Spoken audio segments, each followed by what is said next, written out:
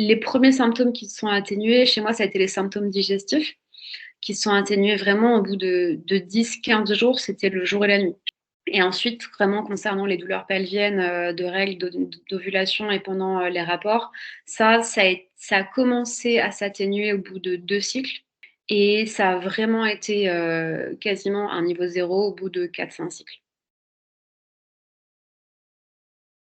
Bonjour à tous, je suis Philippe Lenoir, je suis médecin généraliste de formation et j'interviens pour la société Calia en tant qu'expert médico-scientifique. Pour cette semaine de sensibilisation à l'endométriose, je suis parti interviewer Julia Trinkvel, qui est naturopathe dans le Gard. Pour la petite histoire, avec Julia, on s'est rencontrés il y a pas longtemps à l'occasion d'un focus group organisé par Calia avec des naturopathes. En discutant avec elle, je me suis aperçu en fait qu'elle avait réussi, grâce à des modifications thérapeutiques du mode de vie, à considérablement améliorer des symptômes d'endométriose, et c'est notamment ce qui l'avait poussé en fait à se reconvertir vers ce métier de naturopathe pour aider les autres à faire comme elle. Voilà, donc on va basculer sur l'interview, puis dans un deuxième temps, à la lueur de ce que Julia nous a raconté, on regardera ce qu'en dit la science. Eh ben, salut Julia, donc Bonjour très Philippe. heureux de te retrouver. Est-ce que tu peux te décrire un petit peu ton parcours, éventuellement tes traits de caractère? Ça marche, merci Philippe. Alors mon parcours, déjà, universitaire, moi j'ai fait une fac de droit en fait, à Paris, j'ai un master 1 en droit public, à Paris. Ensuite, j'ai fait un master 2 à Montpellier en droit fiscal et finances publiques. Ensuite, j'ai préparé l'examen du barreau, puis je me suis vite rendu compte que c'était pas forcément ce que je voulais faire. Donc j'ai bifurqué en école de commerce où j'ai obtenu un MBA, en événementiel en fait. Et en parallèle, de ce MBA, en fait, j'avais fondé ma propre start-up, basée sur des mauvaises expériences, personnelles quand j'étais, étudiante et que je sortais beaucoup et que parfois je me faisais un peu embêter par les chauffeurs, taxi, Uber, quand je rentrais seule, le soir. Du coup, j'avais monté une start-up qui permettait de commander un taxi, conduit, par une femme. Donc c'était une expérience, hyper enrichissante, que j'ai finalement dû arrêter pour, pas mal de raisons, conjuguées. Et ensuite, j'ai enchaîné d'autres boulots. J'ai fait du consulting dans le milieu bancaire. Ensuite, j'ai été commerciale dans une entreprise qui crée des escape games. Et puis, on y viendra après, je pense. Et puis ensuite, je suis tombée dans le grand bain de la naturopathie, ce qui m'a valu une belle reconversion professionnelle. Ok, ouais, bah, super parcours, très riche. Alors, les naturopathes, moi j'ai l'impression, bah, tu me diras si je me trompe, mais deviennent naturopathes souvent après avoir vécu dans leur propre chair en fait un problème de santé. Est-ce que ça a du coup été le cas pour toi? Oui, j'ai l'impression que l'écrasante majorité des personnes qui deviennent naturopathes le deviennent suite à leurs propres expériences personnelles. C'est quand même très rare qu'on ait, des gens qui sortent du bac et qui filent en école de naturo. Enfin, en tout cas, j'en connais pas. Oui, c'est souvent le cas. Moi, ça a été le cas en effet. En fait, je suis atteinte d'endométriose et voilà, j'ai eu un parcours, un petit peu compliqué comme beaucoup de femmes atteintes de cette maladie, car on a une errance médicale. Souvent, on a un diagnostic qui est très long. Donc en fait, on enchaîne beaucoup de rendez-vous, on se sent pas trop prise en charge parce qu'on n'a pas de solution. Et finalement, quand j'ai pu avoir un diagnostic, d'endométriose, finalement, la médecine dite conventionnelle ne m'a pas apporté beaucoup de solutions, ou du moins pas des solutions, qui me faisaient envie. Du coup, un jour, j'ai eu, un déclic et donc je me suis tournée vers des méthodes plus naturelles, comme la naturopathie et en effet, j'ai vu que ça fonctionnait bien et donc j'ai persévéré dans ce chemin et une fois que j'ai résolu ce que j'avais à résoudre sur ma santé grâce à ça, j'ai trouvé ça tellement puissant et tellement merveilleux comme outil que j'ai voulu moi-même me reconvertir pour pouvoir transmettre tout ce que je pouvais à des femmes qui auraient le même parcours que moi. Ok, donc là, moi, il y a plusieurs choses sur lesquelles je voudrais rebondir. La première chose, tu as parlé de déclic. Quel a été exactement le déclic? Est-ce que c'est un livre que tu aurais lu, une conférence que tu aurais entendue? Alors, Euh, le déclic, c'est que, en fait, pour bien comprendre, il faut que je te fasse un peu le portrait de qui j'étais, quand au moment du diagnostic de mon endométriose. J'étais très fatiguée. Vraiment, j'avais une fatigue chronique assez intense, si bien que j'ai beaucoup de souvenirs, de m'être endormie en amphi quand j'étais à la fac et d'ailleurs, j'ai plein de photos de moi que mes copains ont prises, en train de dormir à la fac, en amphi, à la bibliothèque, enfin, j'étais très fatiguée. À ça, on rajoutait évidemment les règles extrêmement douloureuses, liées à l'endométriose qui m'empêchaient, 3 à 4 jours par mois, d'aller en cours ou de faire autre chose.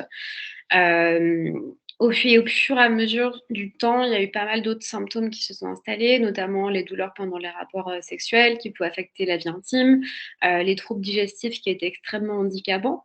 Parce que quand on a des troubles digestifs, quand on ne sait plus quoi manger, quand on émate constamment, bah, au bout d'un moment, en fait, on vient à se replier un peu sur soi-même et à décliner toutes les invitations sociales parce qu'on n'ose pas trop être en dehors de chez soi.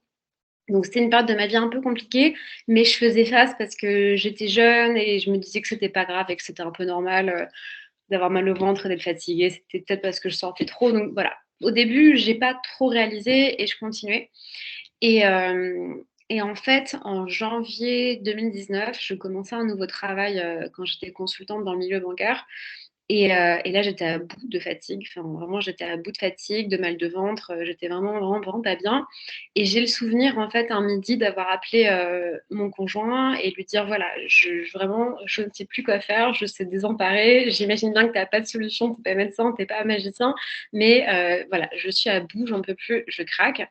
Et en fait, c'est lui qui a une bonne idée finalement. Et il m'a dit: «Écoute, regarde, peut-être que sur les réseaux sociaux, peut-être que sur Facebook ou sur internet, tu pourras trouver des groupes de femmes qui ont cette même maladie et peut-être qu'elles ont des astuces et que vous pourriez échanger». Je me suis dit: «Bah, ouais, franchement, j'y avais pas pensé. C'est pas l'utilisation que j'ai habituellement des réseaux, mais trop bien si je peux trouver quelque chose dans ce sens».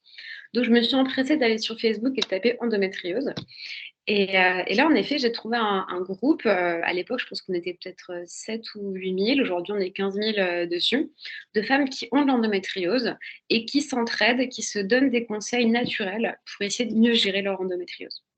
Et en fait, moi, j'ai complètement découvert tout ça. Je ne savais même pas que ça pouvait exister.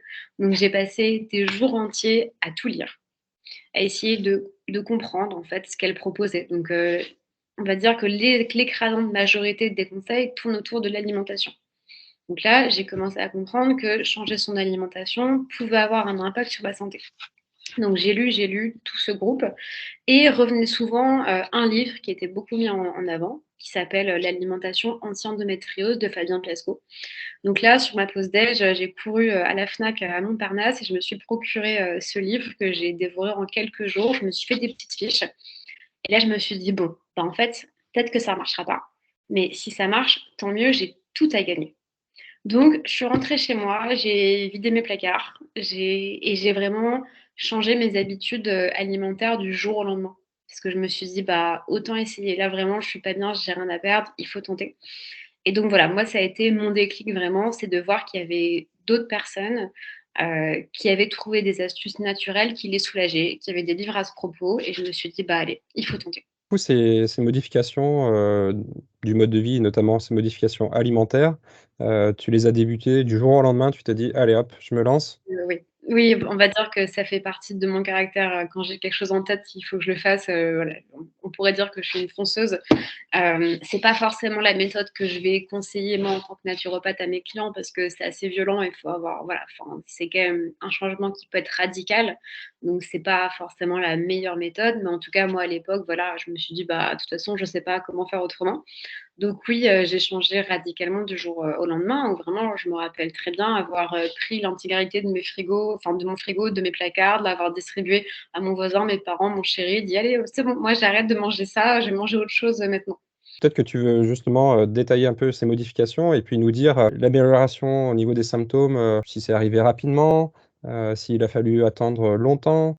Bien sûr. Alors, donc de mon côté, j'ai complètement arrêté, tous les produits contenant du gluten. Donc ça, c'est pas rien parce qu'il y en a un petit peu partout aujourd'hui, ainsi que les produits laitiers. Tout ce qui contenait du sucre, au sens, classique comme on l'entend, donc du sucre blanc. Je n'ai pas supprimé les glucides, mais j'ai supprimé le sucre blanc, ainsi que la viande rouge, la charcuterie et globalement, en fait, tous les produits dits transformés. Donc il fallait, faire maison. acheter des produits bruts et voilà, donc j'ai consommé beaucoup de poissons, de légumes, de bons glucides comme, du quinoa, du sarrasin, des patates douces et cetera, de la viande blanche et j'ai vraiment réappris à manger. Donc ça prend du temps parce que c'est pas quelque chose qu'on apprend du jour au lendemain. Surtout que voilà, moi je venais de partir de chez mes parents, donc mon frigo c'était du Picard, des plats préparés industriels et surtout je passais beaucoup de temps le soir en terrasse avec les copains à manger des planches de charcuterie, de fromage et de pain, donc ça a été un gros apprentissage. Mais voilà, j'ai vraiment voulu essayer de le faire strictement et me dire: «Bah, autant essayer comme ça». Donc et en fait, j'ai été très agréablement surprise parce que ça a porté ses fruits assez rapidement chez moi. En ce sens que je pense que les premiers symptômes qui se sont atténués chez moi, ça a été les symptômes digestifs qui se sont atténués vraiment au bout de 10-15 jours, c'était le jour et la nuit. J'avais l'impression d'avoir à nouveau un transit normal. C'était pas parfait, c'était pas réglé, mais voilà, c'était plus handicapant en fait au quotidien. Donc c'était déjà une énorme victoire. Hem Et ensuite, vraiment concernant les douleurs pelviennes, de règles, d'ovulation et pendant, les rapports, ça a commencé à s'atténuer au bout de 2 cycles et ça a vraiment été, quasiment un niveau zéro au bout de 4-5 cycles.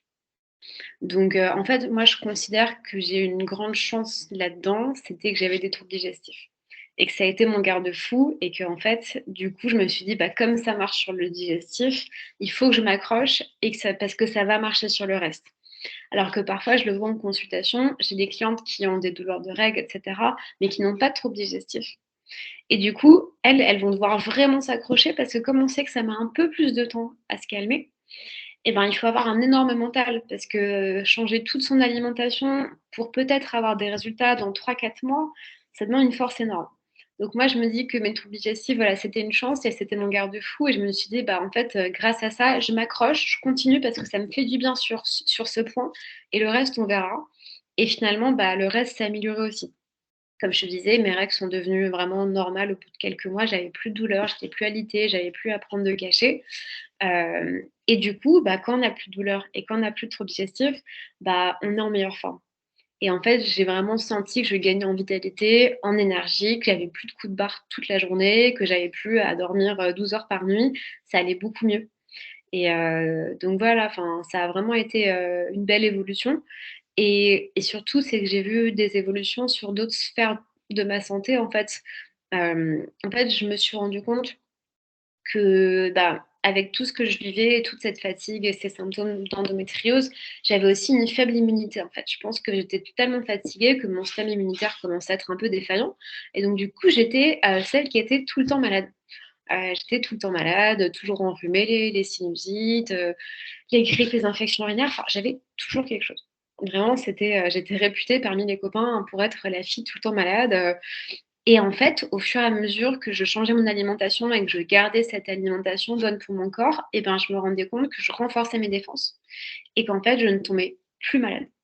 Et là, je le vois aujourd'hui, bah, ça fait 4 ans, bah, j'ai eu une grippe en 4 ans. Voilà, j'ai plus d'infection urinaire, j'ai plus de sinusite, et vraiment ça a été, miraculeux, quoi, pour moi en tout cas. Effectivement, tu viens de nous parler de ces modifications, d'alimentation. Moi, ce que ça m'évoque, c'est que ça peut être, des fois, vraiment, très, très compliqué. J'imagine qu'il peut y avoir des fois où on doit vouloir abandonner, et puis de manger, voilà, des choses, des plats préparés. Est-ce que c'était arrivé? Qu'est-ce qu'on fait dans ces cas-là, quoi?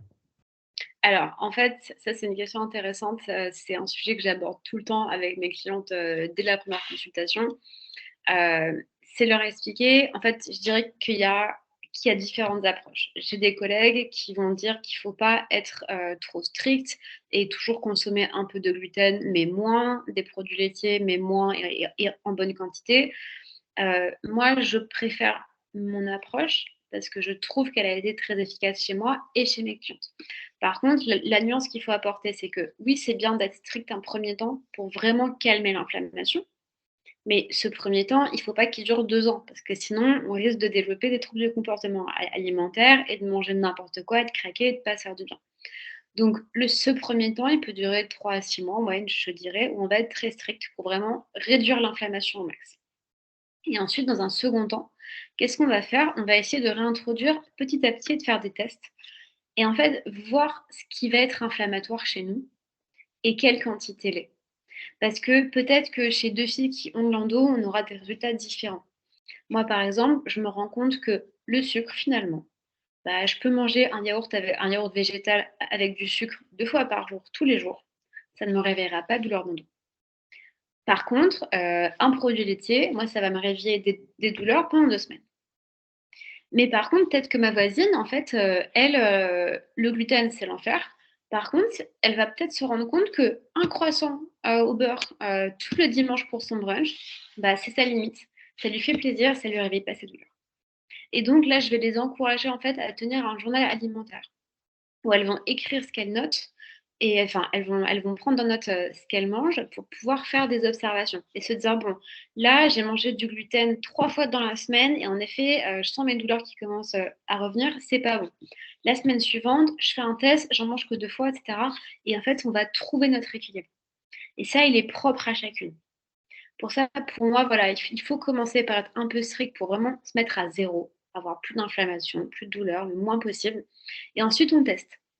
Et ça, c'est vraiment une phase primordiale. Parce que sinon, c'est vrai qu'on peut déjà, on va se priver peut-être de choses qui, en fait, ne font pas tant mal que ça. On va se priver de repas avec des copains, et cetera, et on peut aussi tomber dans les troubles du comportement alimentaire. Là, c'est encore autre chose et ça demande une prise en charge, encore plus complexe par la suite. Donc on veut surtout éviter ça. Donc c'est pour ça que la recherche de l'équilibre est très importante. Très bien, bah, tu sais ce que ça m'évoque?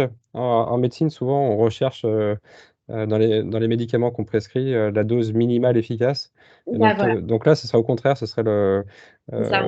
la restriction minimale, efficace, en fait, hein? Exactement, exactement, exactement, c'est un très bon parallèle. Enfin, c'est exactement Là, la question qui me vient, c'est bon, tu as entrepris des modifications, de régime alimentaire et est-ce que au delà de ça, tu as entrepris d'autres modifications en termes de mode de vie, à savoir, bon, l'activité physique, peut-être, en termes d'hygiène, du sommeil? Heu, voilà. Est-ce qu'il y a d'autres choses que tu as faites qui auraient pu aussi jouer, en fait, sur, alors tes oui, ça a symptômes? été, disons que c'est vraiment un ensemble. Je dirais que la première chose, ça a été, d'apprendre à me reposer et donc d'apprendre à dire non à des sorties. Parce que comme je te le disais, voilà, j'étais, jeune étudiante, jeune cadre à Paris, je sortais 5 soirs par semaine et voilà, j'ai vite réalisé qu'en sortant 5 soirs par semaine, ça risquait d'être compliqué, d'être vraiment en forme et en bonne santé, donc du coup, voilà, j'ai vraiment mis le holà sur les sorties ou alors je les ai continuées, mais en les écourtant, en buvant moins d'alcool, et cetera. Donc il y a eu vraiment une pour justement, aussi plus dormir et avoir un sommeil de meilleure qualité. Donc ça a été un ensemble. Sur l'activité physique, honnêtement, pas tant que ça. Pourtant, c'est quelque chose évidemment que je recommande à toutes mes clientes, mais moi, j'ai jamais été une grande sportive, donc j'ai pas finalement fait trop de sport. Par contre, j'essaye au quotidien d'être en mouvement le plus possible, de marcher quand je peux. Mais après voilà, j'ai pas une activité physique vraiment, assidue. Donc voilà, ça a été aussi évidemment réduire ma consommation d'alcool. Arrêter la cigarette, enfin, il y a eu beaucoup de choses. Il y a eu beaucoup de choses, mais je dirais que voilà, que le plus important, ça a été vraiment m'écouter, en fait. Apprendre à m'écouter et me dire: «Bah, en fait, là, non, il est 20h, je suis censée sortir, mais je suis déjà super fatiguée. Bah, tant pis, je vais annuler, c'est pas grave. Je les verrai demain et au moins je vais faire du bien à mon corps en me reposant». Et ça a été une étape primordiale, parce que je pense que c'est vraiment primordial pour aller mieux, mais c'est une étape qui est compliquée. C'est une étape qui est difficile socialement, parce que voilà, c'est se couper d'une partie de sa vie sociale un moment, et c'est ça aussi que j'explique parfois à mes clientes, c'est que oui, il faut vous reposer, il faut prendre du temps pour vous, mais une fois que vous aurez fait tout ce chemin-là, ça ira mieux après et vous pourrez probablement reprendre tout ça ensuite. Mais dans un premier temps, concentrez-vous sur vous. Parce qu'aujourd'hui, je ne suis pas, une ermite qui ne sort plus, qui ne voit plus personne, absolument pas. Par contre, j'ai pris ce temps pendant quelques mois, peut-être pendant 1 an, de beaucoup moins sortir, m'écouter, me reposer quand j'en avais besoin, pour être en meilleure forme aujourd'hui et plus profiter, de la vie et de mes amis aujourd'hui. Donc ça, je pense que c'est un point important parce qu'effectivement, on le sait, hein, avoir, un type de régime alimentaire, socialement, ça peut être compliqué parfois. Où est-ce que tu dirais que finalement ça t'a coupé, d'une certaine frange de tes amis? Est-ce que tu as recréé, d'autres relations sociales? Ou est-ce que, bon, ça a été, bien compris, bien admis, au sein de ton groupe d'amis et puis finalement, tout le monde s'y est fait, tout le monde est OK avec ça et puis en avant, quoi? Ouais, c'est une question intéressante. Franchement, ça a été hyper bien, admis parmi mes amis, hyper bien reçu parce qu'en fait, ils ont vite vu que j'allais mieux. Donc ça, déjà, c'était génial. Après, oui, ça alors je dirais pas que ça m'a coupée de mes amis, ça non, mais forcément, ça m'a un peu éloignée de certains avec qui j'ai vraiment eu un mode de vie vraiment différent. J'ai des copines qui encore, à 30 ans, sortent 3 soirs par semaine jusqu'à 4 heures, du matin. Voilà, moi, c'est plus mon rythme de vie aujourd'hui, j'ai plus envie de ça, mais je suis en accord avec ça, donc ça ne me dérange pas. Sinon, tous les autres ont vraiment, reçu ça sans problème puisque comme je te le disais, en fait, ils voyaient bien que j'allais mieux, donc que c'était mieux pour moi et donc pour eux, parce que le temps qu'on passait ensemble était meilleur parce que j'étais en meilleure forme et sinon, en fait, tout est une question d'organisation. Si par exemple, j'ai des copains qui m'invitent pour faire une soirée raclette, moi j'ai pas mangé de fromage, ni de charcuterie, c'est pas grave, j'y vais quand même et en fait, je prends mon Tupperware ou alors je prends mes pâtes sans gluten et mon pesto et je me fais à manger a avec eux et je reste avec eux et c'est pas grave en fait et voilà, je ne me coupe pas de ces moments, sociaux à cause de ça. Par contre, oui, il faut s'organiser, ça c'est certain. Donc, je te remercie encore, Julia. Merci à toi. Merci pour ton apport. Puis on se retrouve bientôt, au salon, de la naturopathie. Peut-être que tu veux en dire 2 mots justement? Évidemment, je peux, encourager, tous les curieux de la naturopathie et les professionnels, du bien-être et les professionnels soignants à se rendre au congrès de la naturopathie, organisé par le SPN, le syndicat des pros de la naturopathie à Avignon, du 14 au 16 avril. Ça promet d'être très enrichissant et 80 des intervenants sont des médecins. Donc encore une fois, on va pouvoir allier science et naturaux et c'est ça qui est super intéressant. Très bien. Écoute, je te remercie Julia. Merci à À toi. bientôt. À bientôt. Il n'y a pas beaucoup d'études sur le sujet, et les quelques études qui existent sur le sujet, en fait, leur conception n'est pas méthodologiquement très qualitative. Par exemple, il n'y a aucun essai randomisé contrôlé, c'est-à-dire on prend un groupe qui a une intervention et un groupe contrôle qui n'a pas l'intervention. Et on peut comparer l'effet intrinsèque de l'intervention, par exemple là pour un régime alimentaire, ça pourrait être contre un régime ordinaire. Donc ça n'a pas fait. Souvent, c'est des études à un seul bras où on demande aux participants de respecter pas un régime alimentaire, par exemple sans gluten ou méditerranéen, mais il n'y a pas de groupe contrôle. Et du coup, ça ne permet pas de mesurer l'effet vraiment intrinsèque de l'intervention. Selon une enquête en ligne publiée, je crois, en 2019, 76% des femmes atteintes d'endométriose disent qu'elles ont des techniques d'autogestion en fait de leur pathologie, à savoir la méditation, l'exercice, des modifications alimentaires. Et près de la moitié, 44% d'entre elles en fait utilisent des stratégies alimentaires pour améliorer en fait leurs symptômes, typiquement le régime sans gluten ou le régime végétalien. Et l'efficacité des choix alimentaires a été évaluée à 6,4 sur 10 dans cette enquête nationale en ligne. Une autre étude a montré que les personnes souffrant d'endométriose ont 3 fois plus d'intolérance alimentaire, 2 fois plus d'allergies et 3 fois plus de symptômes digestifs que des personnes qui n'en souffrent pas. Donc en soi, ça peut tout à fait expliquer pourquoi les femmes atteintes d'endométriose décident d'effectuer des modifications de leur régime alimentaire.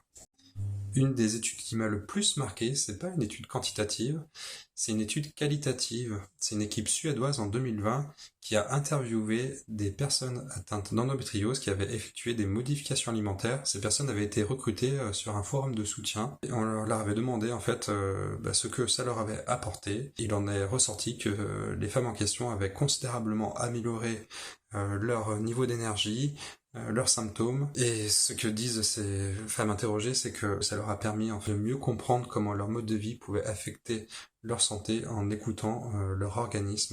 Sur l'inflammation, en fait, il y a des méta-analyses d'essais cliniques randomisés qui ont été menées. Donc qu'est-ce que c'est en fait? Ce sont des chercheurs qui décident de collecter l'ensemble des études qui ont été faites sur un sujet pour essayer d'en faire une analyse statistique et voir si une intervention est efficace sur un problème de santé. Donc là, en l'occurrence, il y a deux grosses méta-analyses qui ont été réalisées en 2020 et 2021. Donc 2021, c'est une méta-analyse qui étudiait l'effet des régimes anti-inflammatoires sur la polyarthrite rhumatoïde. Les régimes anti-inflammatoires ont permis de diminuer de manière significative les douleurs. Il y a une tendance en fait à une diminution des marqueurs de l'inflammation. Par contre, le niveau de preuve est très faible à faible. Ça veut dire que les auteurs sont peu certains de la vraisemblance de ces résultats en raison de, par exemple, des biais méthodologiques dans les études ou le fait qu'il n'y ait pas beaucoup de personnes incluses dans les études ou l'hétérogénéité des résultats. Tout ça, ça fait que leur niveau de certitude n'est pas très fort. Et l'autre méta-analyse, c'est en 2020, c'est l'effet des régimes anti-inflammatoires, cette fois-ci sur l'arthrose. Et là, c'est le contraire. Donc il y a une diminution non significative des douleurs, mais par contre, il y a une diminution significative des marqueurs de l'inflammation et le niveau de preuve est très faible. Donc leur niveau de certitude, là encore, n'est pas très fort. Il faut d'autres études pour essayer d'améliorer le niveau de preuve. Parmi les régimes anti-inflammatoires, on trouve notamment le régime méditerranéen. Et là, pour le coup, en fait, on a une étude qui porte sur le régime méditerranéen chez des personnes atteintes d'endométriose. Donc ça date de 2012, c'est l'équipe de Hott et Hall. C'est une étude à un seul bras, ça veut dire qu'il n'y a pas de groupe comparaison, on va suivre une cohorte de patientes, là en l'occurrence c'est 68 femmes qui avaient reçu un diagnostic laparoscopique d'endométriose, et les patientes en question, elles devaient respecter un régime alimentaire spécifique qui comprenait des légumes frais, des fruits, de la viande blanche, du poisson riche en graisse, des produits à base de soja, des produits à base de farine complète, des aliments riches en magnésium et des huiles pressées à froid. Pendant l'intervention, les participants devaient éviter de boire des boissons sucrées, de manger de la viande rouge, des sucreries et des graisses animales. Parmi ces 68 patientes, un soulagement significatif des douleurs générales, de la dysménorrhée, donc c'est des règles douloureuses, de la dyspareunie, c'est les douleurs pendant les rapports, et de la dyschésie, c'est les douleurs au moment de l'exonération. Et aussi une amélioration de l'état général. Et donc tous ces symptômes ont été constatés. Et donc, dans une revue systématique récente, cette étude a été considérée comme l'étude qui présentait le moins de biais méthodologiques. Alors, concernant le gluten, il y a une revue systématique de Konstantinos Nirgianakis et al. Indique l'existence en fait d'une étude rétrospective avant-après. Cette étude, c'est une étude qui a été menée en Italie en 2012 et elle a montré l'effet du régime sans gluten chez presque 300 participantes qui souffraient de symptômes d'endométriose. 2 semaines après avoir commencé le régime, 88 patientes, donc ça fait 30%, se sont retirées en fait en raison d'effets secondaires du régime sans gluten tels que des symptômes abdominaux. Mais par contre, après 12 mois de suivi, 156 patientes ont signalé un changement statistiquement significatif par rapport à la situation de départ en ce qui concerne les symptômes douloureux, tandis que 51 participantes n'ont pas signalé d'amélioration, et les scores de qualité de vie étaient également améliorés.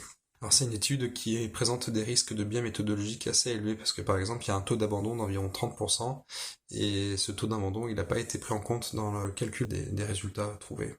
C'est pas une analyse en intention de traiter. Le même groupe italien a présenté une communication orale, cette fois-ci lors d'un congrès en 2015, étudiant rétrospectivement les régimes sans gluten dans une étude cas témoins. Cette étude incluait 300 patientes atteintes d'endométriose. Les deux groupes ont été soumis à un traitement par hormones, tandis que le groupe qui a reçu un régime sans gluten a montré une amélioration significative des douleurs pelviennes, mais malheureusement cette étude n'a jamais été publiée dans une revue à comité de lecture. Donc il faut faire confiance aux auteurs de l'étude. Voilà, donc on a à peu près fait le tour, je dirais, voilà, le panorama des études cliniques humaines qui ont été faites sur l'alimentation. Alors il y a des études précliniques, des études mécanistiques aussi qui ont été faites, mais vraiment nous ce qu'on veut, c'est vraiment des études cliniques humaines pour être certain que ces interventions fonctionnent chez nous, chez l'humain, hein. Voilà, donc 4 stratégies. La première, c'est pas vraiment une stratégie, c'est la HAS en 2017, la Haute Autorité de Santé en France, qui dit, bon, il n'y a pas assez d'études pour recommander des interventions diététiques, nutritionnelles, donc il n'y a pas de sujet, ça c'est la première chose. Ensuite, 2022, la Société Européenne de Reproduction Humaine et d'Embryologie, qui dit, bon, il y a quelques études, mais elles sont pas assez solides sur le plan méthodologique. Du coup, on recommande de discuter de l'alimentation. Moi, on essaye d'améliorer la qualité de l'alimentation. On essaye de suivre en fait les programmes nationaux. Par exemple, en France, le PNNS, le Programme National Nutrition Santé. C'est la stratégie, on va dire, européenne. Ensuite, la dernière équipe qui a réalisé une revue systématique sur le sujet, c'est Konstantinos Nirgianakis, et là ça c'est 2022, donc c'est très récent. Et ce qui est bien, c'est qu'ils ont rédigé des préconisations à la lueur en fait de leur travail de synthèse. Et donc eux, ce qu'ils préconisent, c'est 5 mois de régime méditerranéen. Alors, pourquoi ils justifient ça? C'est l'étude de Hoth et Hall de 2012 là, qu'ils estiment être la plus qualitative sur le plan méthodologique et qui a montré des résultats positifs. Et puis ils justifient ça aussi pour des raisons on va dire, biologiques, mécanistiques. C'est que le régime méditerranéen il est antioxydant et on pense que c'est un des mécanismes physiopathologiques de l'endométriose. Il a un index glycémique bas, donc ça c'est bien sur le plan métabolique. Il contient de l'huile d'olive extra vierge qui contient une substance qui s'appelle l'oléocanthal, pardon. Et cette substance, en fait, elle a la même structure que l'ibuprofène, donc c'est une substance qui aurait des effets anti-inflammatoires. Et aussi, c'est une alimentation qui est riche en magnésium, et le magnésium pourrait empêcher une augmentation du niveau de calcium intracellulaire et donc favoriser la relaxation de l'utérus. Ce que cette équipe préconise aussi, c'est éventuellement, surtout s'il existe des symptômes digestifs, réduire la consommation de gluten ou de FODMAP. Alors ce qu'il faut savoir, c'est que le régime pauvre en FODMAP, il réduit de facto la consommation de gluten. Et donc si ces deux stratégies-là n'ont pas d'effet, à ce moment-là, on retourne au régime méditerranéen. Il n'y a que des effets bénéfiques sur la santé, notamment cardio-métabolique. Ça diminue aussi le risque de certains cancers. Et il n'y a pas vraiment d'effets indésirables au long cours. Tandis que les autres régimes, ce sont des régimes restrictifs. Il peut y avoir des effets indésirables au long cours, à savoir un déficit en certains micronutriments ou le développement de troubles du comportement alimentaire. Donc voilà, les auteurs mettent vraiment l'accent sur le régime méditerranéen et ils préconisent aussi, éventuellement s'il n'y a pas d'effet du régime méditerranéen, c'est de faire une supplémentation antioxydante de maximum 6 mois. Alors pourquoi se limiter à 6 mois? Il existe une incertitude à long terme de la sécurité de ce type d'intervention. Alors enfin, Julia, en tant que patiente experte et naturopathe, elle va plus loin dans ce qu'elle propose. En fait, elle propose de diminuer drastiquement certaines catégories d'aliments, à savoir les produits laitiers, le gluten, l'alcool, le café, le sucre raffiné, la viande rouge et la charcuterie, et les produits industriels transformés. Donc ça, c'est un régime qui est plutôt drastique, qui est assez restrictif. Elle insiste sur le fait de réintroduire un maximum d'aliments, de diversifier un maximum d'alimentation une fois que ça va mieux, pour éviter justement l'isolement social que ça peut générer éventuellement, voire les troubles du comportement alimentaire ou les carences, déficits, etc. En ce qui concerne le reste du mode de vie, parce qu'il n'y a pas que l'alimentation, eh bien là aussi on manque de preuves scientifiques, mais il n'y a pas de mal à mettre en place un mode de vie sain, donc il n'y a aucune contre-indication, il n'y a aucun risque d'effet indésirable, donc dans le doute il faut le faire. Alors je pense à l'activité physique notamment, qui a montré en fait un effet préventif dans une méta-analyse d'études observationnelles, avec une diminution du risque relatif d'endométriose. Donc ça a été montré dans des études observationnelles. On ne peut pas établir d'effet causal en fait de l'activité physique sur la réduction, mais il y a une association entre les deux, donc c'est une bonne piste qu'il faut approfondir. Et enfin, le dernier point sur lequel je voudrais mettre l'accent, c'est l'allaitement maternel. Là encore, il y a une méta-analyse d'études observationnelles qui a été menée sur le sujet et qui montre que le fait d'allaiter, pour la maman, ça réduit le risque d'endométriose, et aussi pour le bébé qui est allaité, ça réduit le risque futur d'endométriose. Donc ça, c'est une étude encore observationnelle, donc pas de lien de causalité. C'est une bonne piste qui pourrait être approfondie par les chercheurs, mais là encore, l'allaitement au sein, il n'y a aucune raison de ne pas le faire, si ce n'est que c'est compliqué, ça on le sait. Voilà, donc j'espère que cette vidéo et notamment cette interview vous ont plu. N'hésitez pas à vous abonner à mon compte. N'hésitez pas aussi à aller faire un tour sur le compte notamment Instagram de Julia. En ce qui concerne les praticiens sur Calia Pro, il y a tous les conseils d'hygiène de vie selon les dernières recommandations de sociétés savantes internationales qui sont mis à jour en permanence, donc c'est dynamique. Et puis aussi, il y a une évaluation du niveau d'efficacité et du niveau de preuve scientifique de toutes les interventions non médicamenteuses, que ce soit l'alimentation, l'activité physique, les techniques de gestion du stress, les thérapies corps-esprit, tout ce qui est complément alimentaire, phyto, aroma, les probiotiques, etc. Donc tout ce qui soigne mais qui n'est pas médicament est évalué pathologie par pathologie, hein, avec le niveau d'efficacité, donc la magnitude de l'effet des interventions et le niveau de preuve sur des critères de jugement cliniquement pertinents.